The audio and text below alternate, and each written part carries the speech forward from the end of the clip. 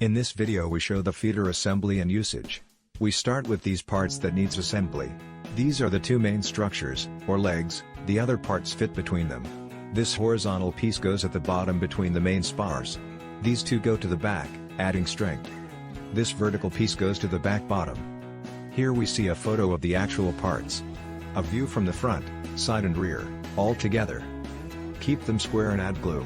We have learned, each country has its own glue champions and brands.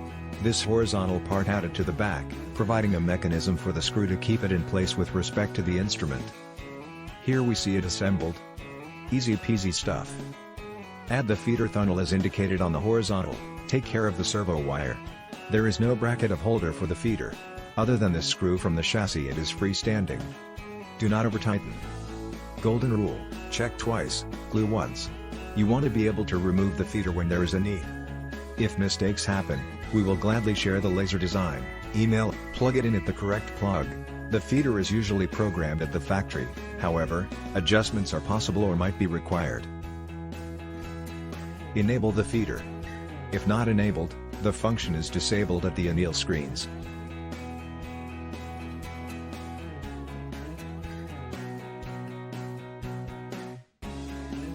This is the zero position of the grabber, where the case is collected.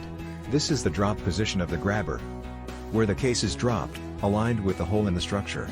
Both the zero and drop position can be adjusted by the slider or the buttons for smaller movements. The servo with the grabber will move accordingly after each adjustment. Use test to do one cycle and save when done. We use the test function to show the working. Drop door opened after each cycle.